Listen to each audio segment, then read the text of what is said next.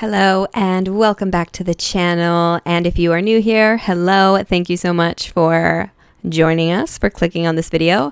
And if you're listening on the podcast, hello, welcome to another episode of Going Beyond with Brittany. Let's dive into today. I'm going to be doing a little different of an episode today.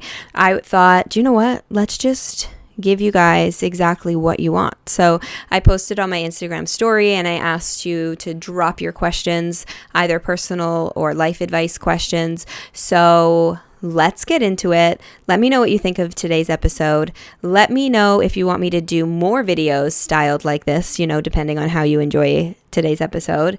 And also let me know your thoughts about everything that I respond to. Let me know if you agree, if you disagree. Open discourse, open and respectful discourse in the comments below. Let's dive in. So I posted this just about an hour ago. So I'm going to go through the questions that I have. I have quite a few. We'll just kind of see how it goes. And I might not get to every single question that was asked, just depending how long this video is. I don't want to make it too long. But yeah, we'll see. I'll just go with the flow.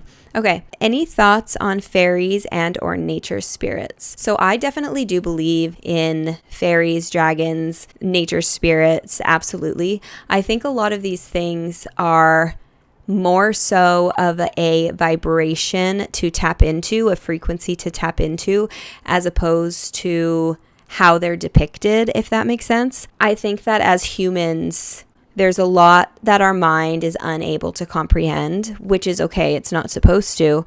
Even though our soul might resonate with something, it can be a lot for the mind. So I think that the way spirit communicates with us, and when I say spirit, I'm talking about all spirits, dragons, angels, all of the things. When spirit communicates with us, spirit is super intelligent and knows that we're limited because of our humanness. So the way they communicate to us is going to be in a way that we can best understand. So do I think dragons are these big beasts flying around? I mean, maybe, but at the same time, I think that maybe they're depicted in that way, or they appear to us humans in that way so that we can understand how powerful they are. They're this protector energy. You know what I'm saying? So I think that dragon energy is real, and that's the label that we put on it. I just think it resides at a certain frequency, and we have the ability to tap into that frequency. And I don't know if pull energy is the right word, but ask for help, ask for assistance. Same thing with fairies. I mean, I know that I work with fairy frequency and dragon frequency energy, especially when I do my quantum healing. And angels, winged ones, was how spirit presented it to me, and it's essentially tapping into these other frequencies. So I definitely do believe in all of those things. I just think that the way it's depicted might not be full truth. Not that it's not truth, it's just depicted in the way we can best understand. And I think stories and whatnot are skewed with time, and I know people have seen fairies, there's been sightings and stuff like that. And again, I think maybe that's how the spirit presented themselves to us so that our mind can grasp it. If someone's going to see a fairy, they're going to associate it with a fairy because the mind is going to recognize what that is. Oh my gosh, I saw a fairy. It was this little thing. And I think that we focus too much on the appearance, when really I think the appearance is more so acting as a symbol for us. I think, fairies appearing to someone, it's spirit being yes, this is fairy energy, fairy frequency. It's very much so real, and it can be used to help. So that's my opinion. You can agree, disagree. I'm no expert when it comes to mythical creatures, so I just want to say that. That's just kind of intuitively what I believe when it comes to that kind of stuff. But I definitely believe in it for sure. Okay, next question. What do you do when you don't feel you are good enough for love? Okay.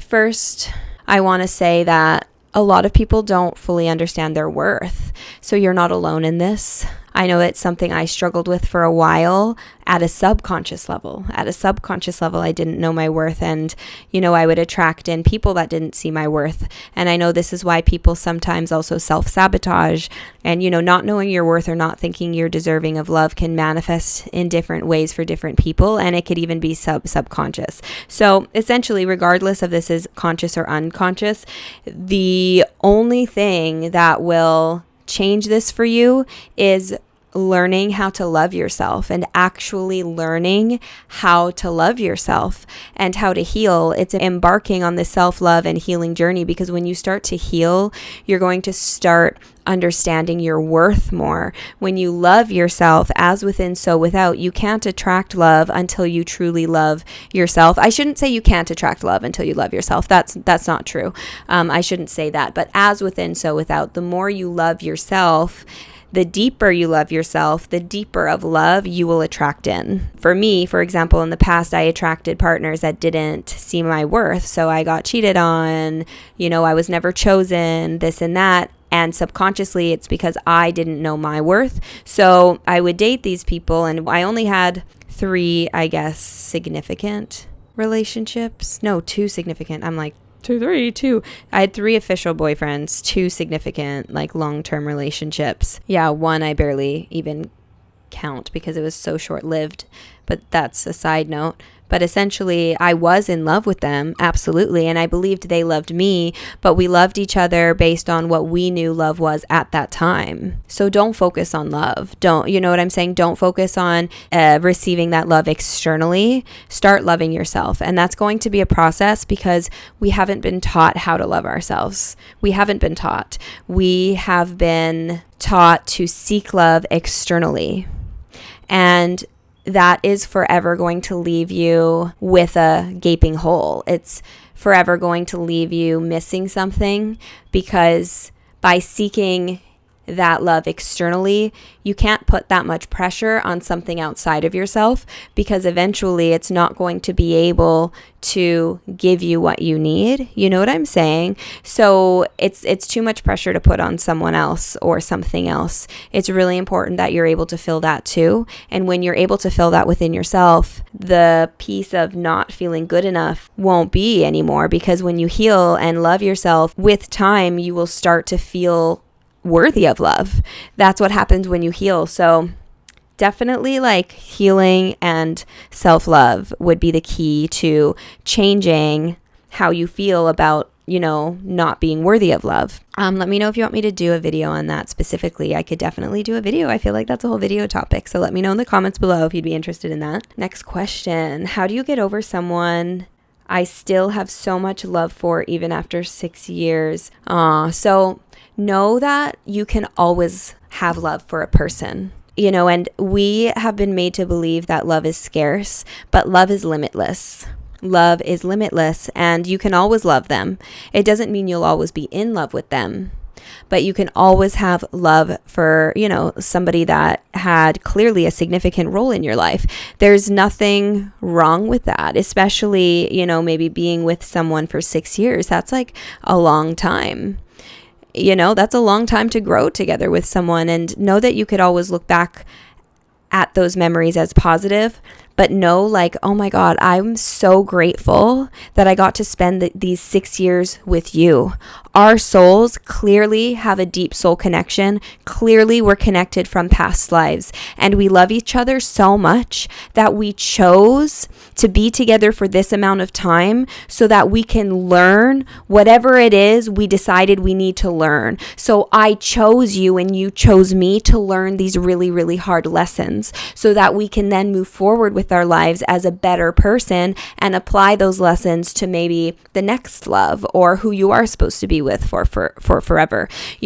Often we tend to hold on to things because we think we know what's best for our future, when the mind is actually not programmed to tell the future. The mind is like a remote control in a video game, controlling your avatar in the here and now. It's not made for more than that. It's not, like the remote control is not made to figure out what the avatar is going to do a day from now. The remote control is to move the avatar around in the video game in the here and now.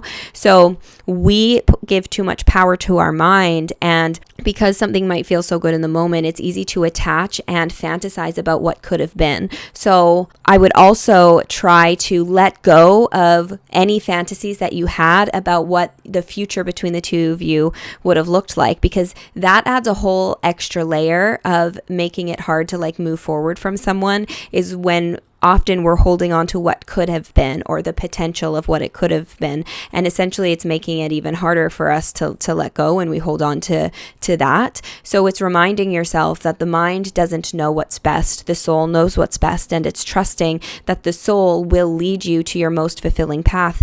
And on that path, you might meet somebody else that you have an even deeper connection with. I mean, you probably will as time goes, and it's reminding yourself of that, but also not denying yourself your human experience. 6 years is a long time. Give yourself the permission to cry. Give yourself the permission to release those emotions. Like, don't shove it down, because those emotions need to be purged so that it doesn't weigh you down. So don't have any shame in needing to cry or anything like that. Give yourself permission to do that, and acknowledge, like, yeah, these 6 years were beautiful, and I'm so grateful I got to spend it with, my partner. We learned so much, and maybe if we're not supposed to continue this lifetime together, I know that we will connect in another lifetime or on the other side or whatever it may be. So it's not taking away from the connection that you had either. You don't need to belittle it or anything like that. But it's also reminding yourself, like, okay, my soul knows what's best for me, so I'm going to surrender to that, and I'm going to trust that. And in the meantime, I'm going to continue pouring love into myself and focusing on myself, because I know it's hard right now, but I know that as the time goes, I will become stronger and I will get over it with time. So it's just being patient with the process, and it's not easy, and that's okay. And you are human, and it's okay to feel everything you're feeling. Don't put a timeline on, I need to get over them by X amount of time, because it's going to come and go in waves. I don't know if you could hear those alarms going off right now. I live there's kind of like a main street like over there, so I hear sirens so much now, and I'm not used to it, because where I used to live was like so secluded. I didn't hear anything, because I'm not really a city person, but I live close to a main street. Anyways, so I'm getting sidetracked. So yeah, I hope that answers that question for you. Just be patient with yourself. Be graceful with yourself. All right, we got a different question here. What kind of food do you eat? You look amazing. So first of all, thank you. I really do appreciate that. Let's talk about that, because food has actually been something that I struggled with, for as long as I can remember. I have a lot of, I don't know if trauma is the right word, but I remember needing to weigh myself in front of my family at a young age. I remember going on diets when I was in high school. I always felt like I was the big one in the family. I'd hear comments like, I'd go get a snack, and it would be like, once on the hips, forever on the lips, Brittany. And I grew up with a very distorted view of my body, which then it made my relationship with food really hard, because I was scared to eat foods, or I'd, restrict myself from foods. And then if I lost some weight, then I would get praised. So it just, ever since I was young, I had not a good relationship with my body, with food. Plus, I grew up very Catholic, so I also felt like a walking sex symbol. I felt uncomfortable in my body. I didn't feel comfortable in my body at all. So that's a whole other thing. Fast forward to my late teens, I do a bodybuilding competition, and then I do another bodybuilding competition in my early 20s. And that just oh my gosh, messed me up even more. I started gaining external validation based on what I was looking like, because my body changed so much, and all of this external validation. And I developed even a worse habit with food. I would count every single thing. I'd count my macros, I'd count the calories, I would restrict, I would go through cycles of binging and purging, and it was just really not healthy. Food would consume my mind. Exercise would consume my mind. There was a point in time where I would be going to the gym twice a day, almost every day. If I missed a day at the gym, I'd feel so guilty. I would need to restrict what I ate the following day, or work extra hard at the gym the next day. It was just really not healthy, and it consumed my mind. I couldn't go about my day not thinking of food. I was constantly in my head, okay, this is lunch. Let's say I had lunch. I'm okay, how many calories, and I'd be counting it in my head. I'm okay, what am I gonna eat tonight? Oh my gosh, this, oh my gosh, that. Or I remember going out to eat and feeling anxiety because I didn't want to eat anything that was on the menu, because I didn't know how many calories exactly was in it, because I needed to know down to the exact calorie. It was terrible. And my body fluctuated so much. I went through, I've always been very athletic. I've always loved sports, and it really started getting an issue. It really started to be an issue when I was in high school. Because that's when my later years in high school, because that's when I played less sports. I quit martial arts at that time. So I was way less active and I put on some weight. Plus I was going through puberty, and I was never huge, but in my mind, and not that it matters, it shouldn't matter, but in my mind, I just hated my body. And then I, would get lean for these bodybuilding competitions. And then I finally felt worthy because I was getting all of this external validation. I even had an Instagram that kind of blew up at the time, and it was this fitness account, and I was getting all this external validation from people, and it was just really bad. So I finally realized okay, Brittany, you have a problem and you need to do something about this. I didn't tell anybody. I didn't go to anybody. I, worked on it myself, which what I'm going to say to that, if you're listening and you know that you have a problem, go get some help. Go get some help. I was too ashamed. I was too ashamed to talk about it, but I'm not ashamed to talk about it now. It needs to be talked about. And I think that there's way too many people, women especially, that have these issues, and a lot of people are quiet about it, or a lot of people are not even aware that they have issues. A lot of people are not aware that they even have a type of eating disorder or a bad relationship when it comes to food. It's so perpetuated as normalcy in this society. Oh, keto diet, this diet, that diet. You need to eat like this. You have to eat like that. If you're not doing this, you're doing something wrong. Oh, if you're doing that, you're doing da da da da da. This is the best diet. No, this is the best diet. And I think that all of that should go in the trash bin. I think that all of that should go in the trash bin. I do think that that we should take care of our health, and that health is important.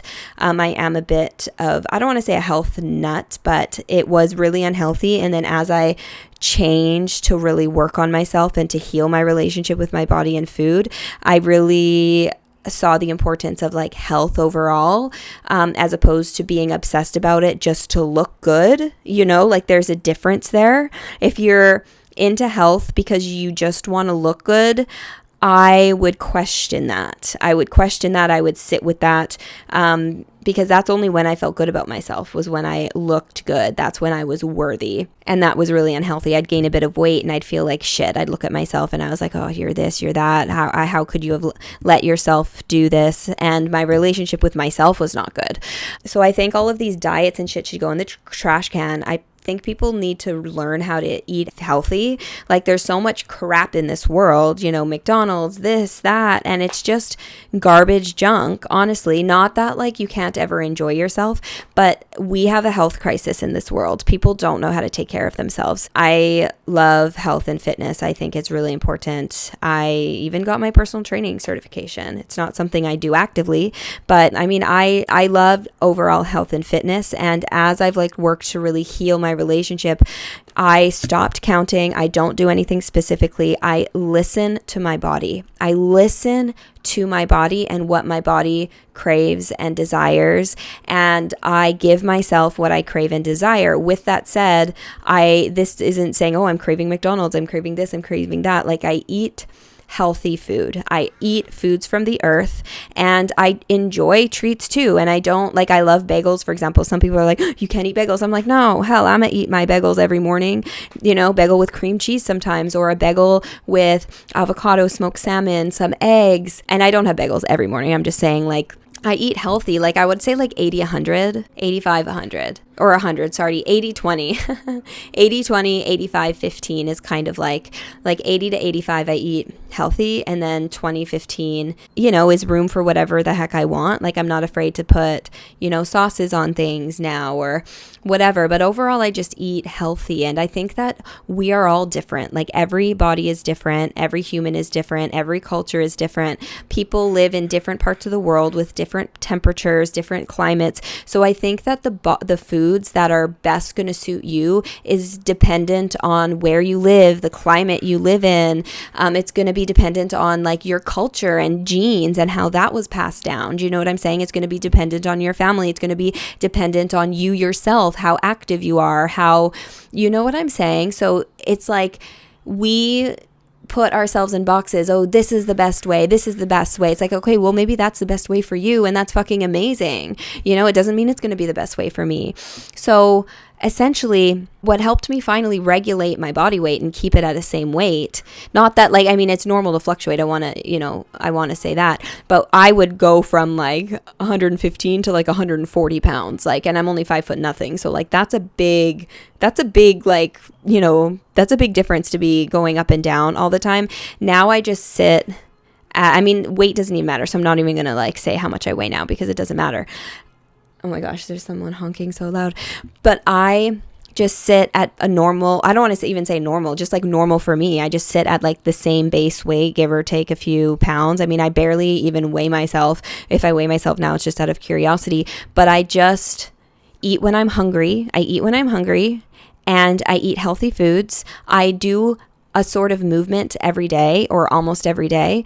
So sometimes it's going to the gym. Like yesterday I went to the gym. Sometimes it's just going for a long walk. I play Tuesdays. I play volleyball Tuesday nights. I have kickboxing Thursday nights. I'll go on a hike if the weather's nice. Like sometimes if I'm really tired, like today I'm pretty tired, I'm not going to lie. I'm just like low energy today. I feel good. I'm just like, today's a chill day. So I might not do any movement today. Well, I might just take time to stretch. You know what I'm saying? And I don't put pressure on myself. I say, okay, what is it that my body needs today? And that's for food and fitness. And I try not to, I don't think about it. I don't count calories. Like some days I'm barely hungry and I barely eat anything.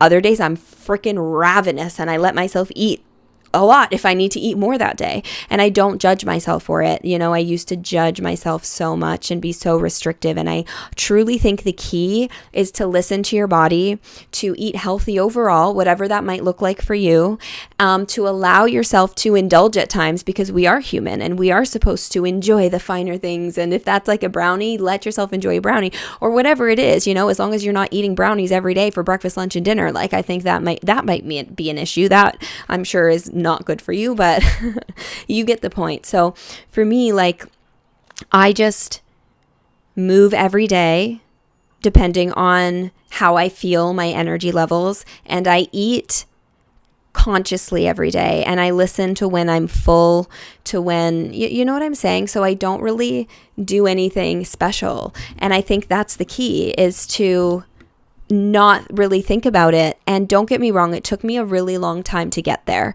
And that was a part of my healing and self-love journey. Like literally healing self-love is getting your self-love right, and healing will change your life. Just want to let you guys know I'm actually in the works of something. Me and my friend Holly Crack, you've probably seen her on my page and whatnot before. We are going to be combining and putting together some really amazing informational, instructional content to help you guys heal, to help you guys love yourself. So that's in the works. I'm not sure when it's going to be launched, but if you're wanting to better yourself in any sort of way and you're looking to do that, I would recommend whatever this is we're putting out. I'm excited, but I can't give too much detail. But it's also going to come with like readings from me, meditations, like all of these things. So anyways, that's all I'll say about that now, but keep your eye out for that. What is your daily routine? P.S. You're amazing. Oh, you're amazing. I'm just a mirror of you. Daily routine. So honestly, like my daily routine looks different every day. I wake up early.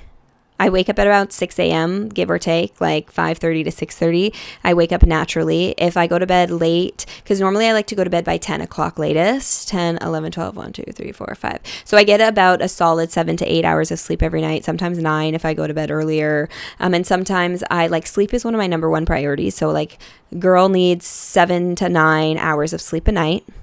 And that's been a game changer for me. I feel so much better ever since I've really been implementing like a regular, consistent sleep schedule. So I wake up at around 6. And if I go to bed later, for example, then I let myself sleep in longer. Granted, I don't have kids. I make my own schedule now. So I have the ability to do that. So I just want to say that everyone's life's different. Like I used to be a teacher. I was a high school teacher. I worked 3 jobs. I literally had no spare time. And, my routine obviously looked a lot different back then. Mind you, I wasn't on the self-love journey back then. That was like a completely different time of my life, but that's a story for another day. So I guess my point is like, if you're a mom and you're listening to this or whatever, like don't feel guilty if your routine doesn't look like mine, because you're out here doing God's work. And yeah, anyways. So my routine, I get up and I have like a slow morning. I love my slow mornings. I don't start work until like 9:30. So I like to, by like, 6, 7, 8, 9, I'm like done my morning routine. So, and this is what I do in my morning routine. I get up slowly, I lay in bed for a while, and then I do my bed, I vacuum my place, I clean anything that needs to be cleaned so that I'm starting my day fresh. Like I make my bed, I might do some laundry, put the dishwasher on if it needs to be put on, or unload the dishwasher if it needs to be unloaded. And then I energy cleanse the place. So I take like Palo Santo and I go through the whole house. I brush my teeth first. I always brush my teeth in the morning. I have a full morning routine like on my YouTube. You should check that out. And then I make myself a coffee. I make myself a coffee, and then I get ready for the day. So I change, I'll, do my hair, if I need to shower, that sort of a thing. And then I'll do some journaling, maybe meditation, pull some cards for myself. And mind you, the order of everything I do kind of changes every day. Sometimes I journal first thing in the morning. Other times I do it after I clean. Just kind of depends like how I feel that day. But I try to do something for the mind every morning, whether that be journaling, meditation, or both. For you, for example, maybe you want to go for a walk. Maybe it's whatever. I don't necessarily stick to a checklist because, in my opinion, if you're just checking something off the box for the sake of it, it's not actually benefiting you. So I do that every morning. And then after I get ready, I will come out here in this space, and I love to film like some readings for my TikTok, for Instagram. Sometimes I'll like do a whole little video episode depending on how quickly I get through my morning routine. Depends how slow I am in the morning. Sometimes I just move really slow. Other times I have a little bit more energy and it's a little quicker. And then I also love to dance in the morning sometimes too, like get the energy flowing. So yeah, that's like what I do in the morning. And then at 9:30 sharp, I start my readings. And like before my readings, I give myself some time to like cleanse the space, ground my energy, meditate a little bit so that I'm ready for my readings. And then I do readings till 12. And then at 12 o'clock, after my readings, I make myself food. I'm often not that hungry in the morning. So if I am hungry though in the mornings, I do eat earlier than this. Like I said, I listen to my body, but often I just don't have an appetite till about noon anyways. So I then will make whatever I want to make, and it's like a nice brunch sort of a meal. And then I will come back out here depending on the day, and sometimes I have meetings, sometimes I'll film, sometimes I'll edit. I basically do more work, like whatever work that may be, whether it be like emails, like there's always something for me to do, and it's stuff that I love doing, don't get me wrong, and I'm super grateful, but there's always something. So it could look a little different, but I do work for the next few hours, and then I like to do some sort of movement after that. So depending on the day, between 3 and 5 is kind of like, sometimes I'm like done work for the day at around 3, other days I work till 5, just depends what I have on my plate. And I like to do some sort of movement after that, whether that be going to the gym, whether that be going for a walk, whether that be going for a run, whether that be doing taekwondo or volleyball, depending on what it is that I have on that day. Then I'll come back, and sometimes I will have like a snack in between. After, like in between like filming and then going to move, sometimes I have a snack depending on how I'm feeling. I don't like to eat too big of a meal before working out, because whenever I do that, like I'll puke my brains out. So I have some sort of snack. If I'm hungry, I'm not always hungry, because often like I have a pretty good sized brunch. I love eating like big meals.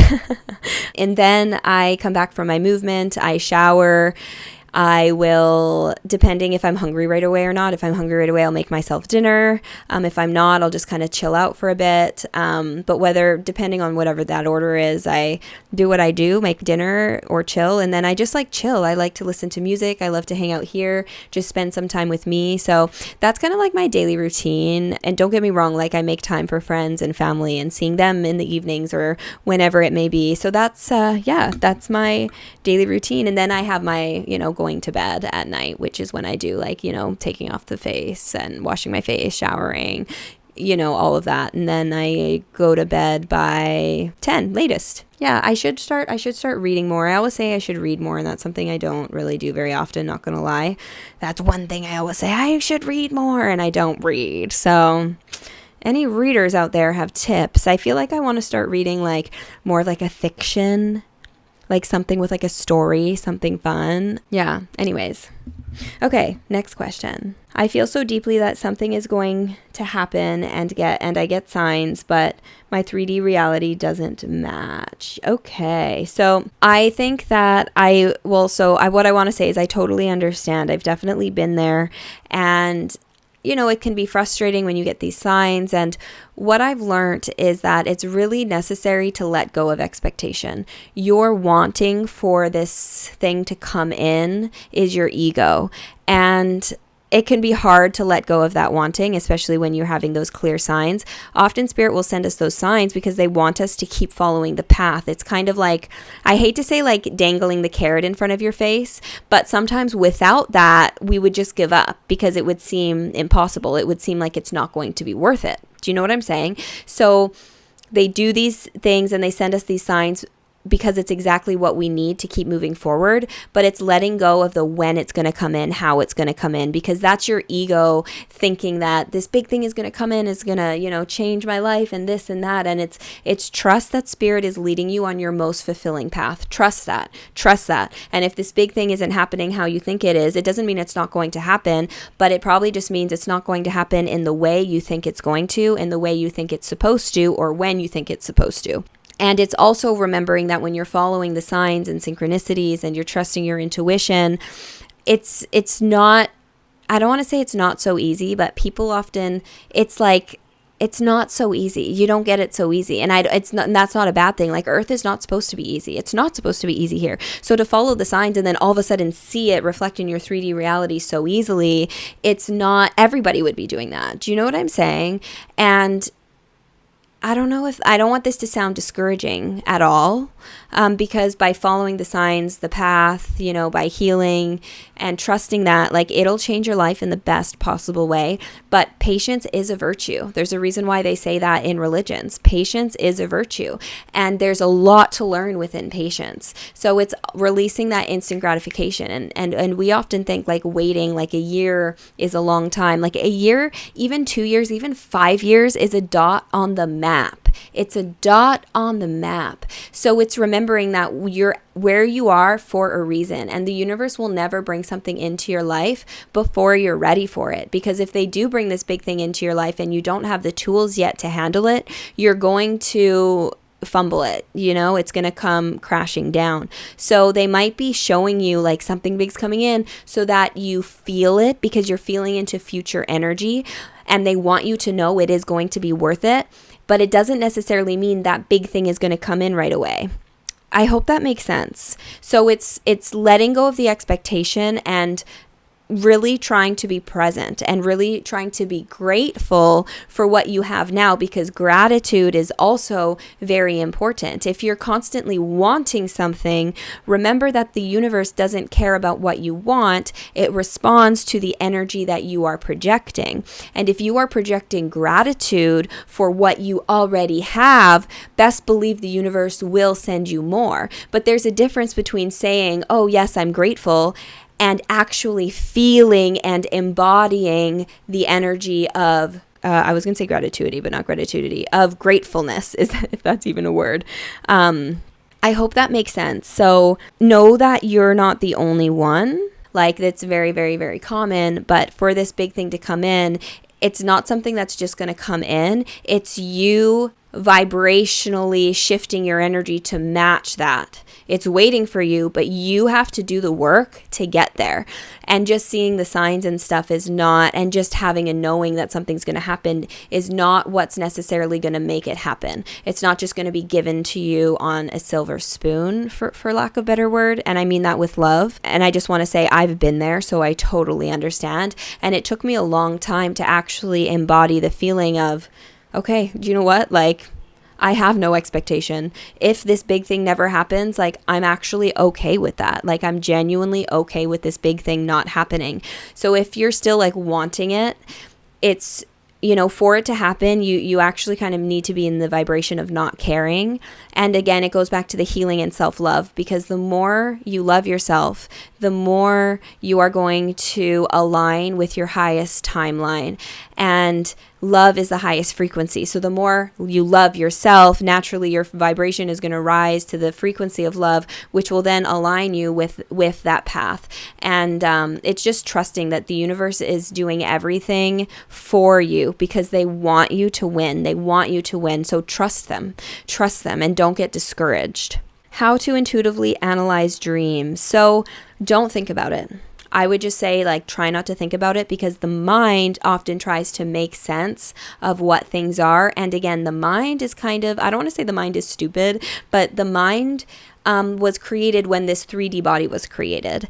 Our soul has been around for eons. Our soul is a lot wiser. So if your mind is trying to comprehend something that was delivered to you from spirit, delivered to you from your soul, there's a good chance it's not necessarily going to understand. It's your soul that's going to have to understand and give you that message. And if you are unsure of what that message is, that's okay. Like, don't think about it, because often if you think about it, your idea of what it means probably will be wrong, if that makes sense, or it might be wrong. So I wouldn't hold on to it. I would maybe pay attention, maybe write them down, because maybe it was a seed that was planted to then make sense down the road.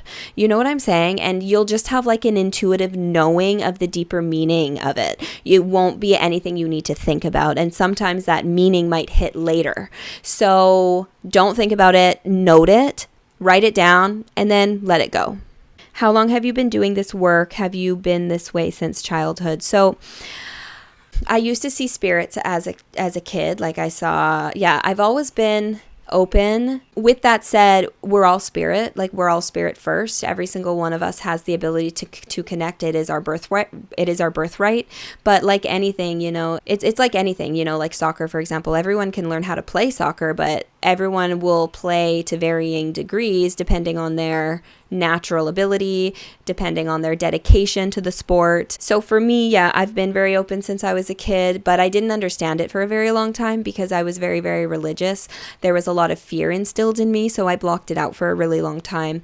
And then I started finding my own path again after high school, when I started questioning religion, started diving more into spirituality.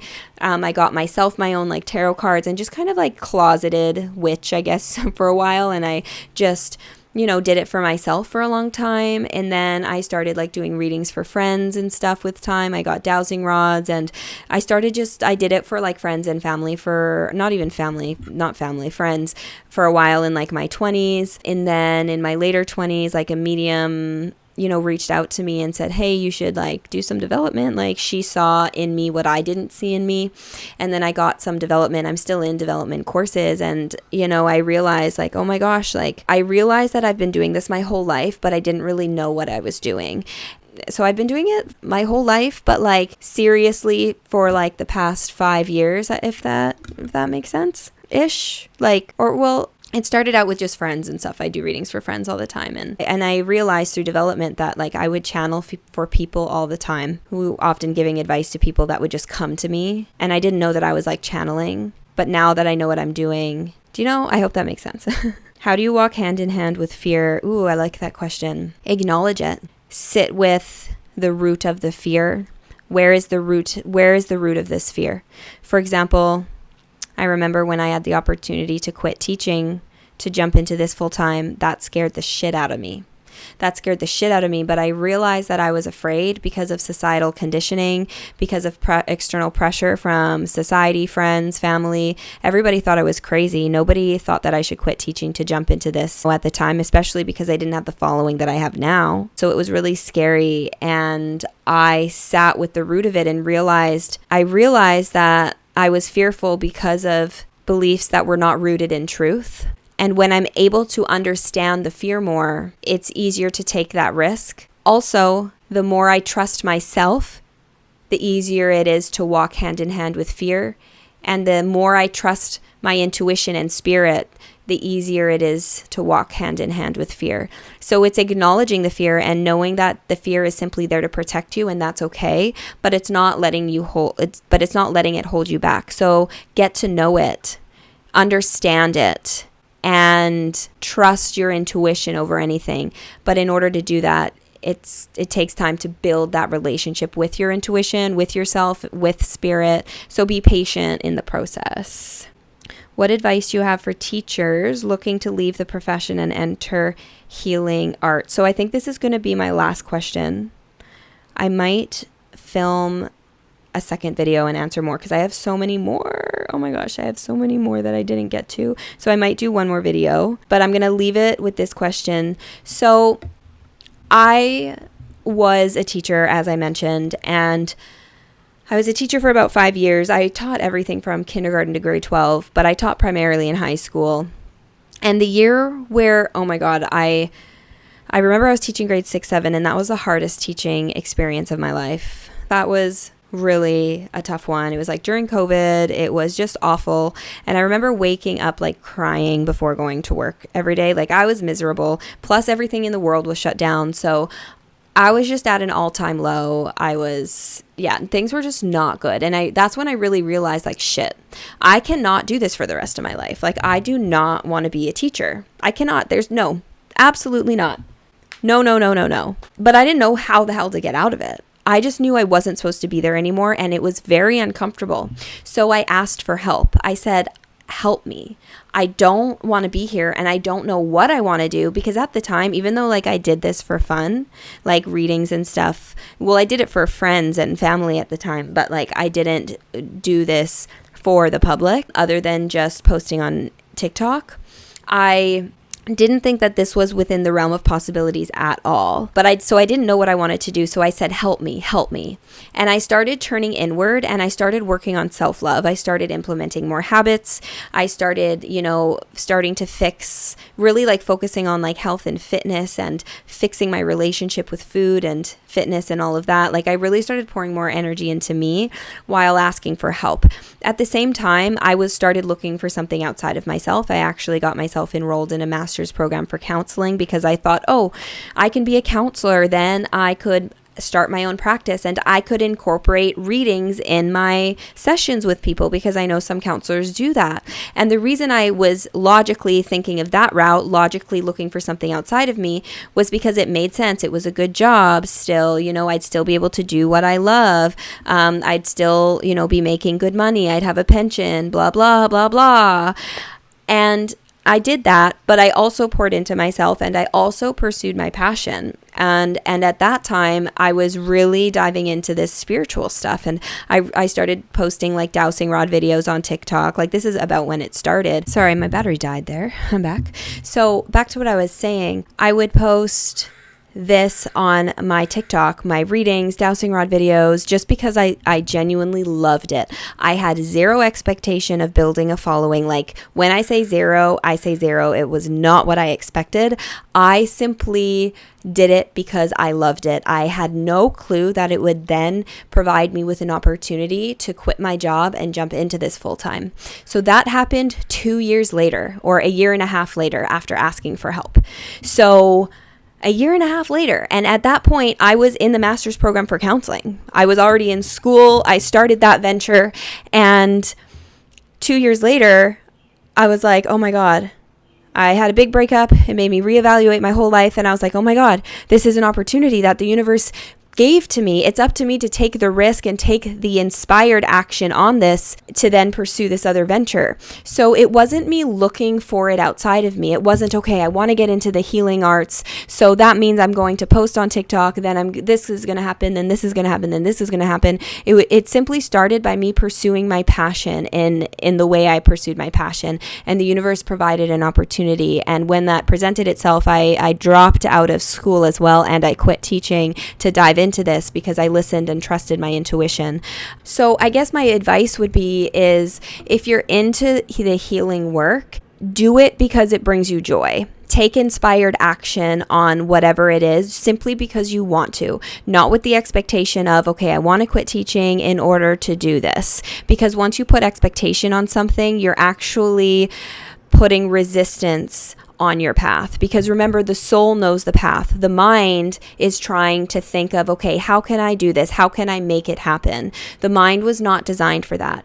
Pursue your passion. So if you're really into tarot, for example, start doing it for friends just because you want to. Start posting it on TikTok just because you want to, not because you're hoping to build a following so that you can then, you know what I'm saying? And by pursuing your passion, the universe will then provide an opportunity for you to take action on when you're ready. For me, that was like 1.5 to 2 years after like asking for help, after really starting to, pursue my passion online as well. It was just given to me. It wasn't my intention like at all. And I want to make that very clear, like at all. So if there's any part of you that is wanting that, you need to work on letting that want go.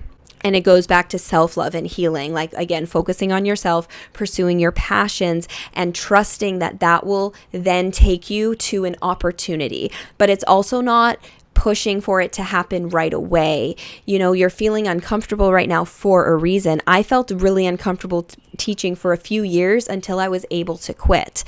And that uncomfortable feeling, naturally as human, our ego wants to pull us out of it right away. And when we do that, often we can get involved in something else that might not be aligned with our most fulfilling path just because we're wanting to get out of that uncomfortableness right away. But that uncomfortable feeling is there for you to explore and discover what that next thing is for you. It's not necessarily there for you to just jump out of right away. You know what I'm saying? I hope that makes sense. And that time where I was really unhappy teaching and didn't know what else I wanted to do, there's no way I would have been ready to be doing like readings the way I ended up doing them 2 years later. I wouldn't have been ready for that at the time. There was so much that I needed to learn and explore, and you know what I'm saying? So there was purpose to spirit making me wait. So it's like when you trust spirit, you'll trust that. So build your relationship with yourself, build your relationship with spirit, let go of any expectation, let go of the how, pursue your passion, and take action on inspired thought, inspired inspiration. So if you're like, oh, I want to do this just because I love it, do it. But let go of the expectation of where it's going to take you. I hope that makes sense. So I'm going to leave it there for today.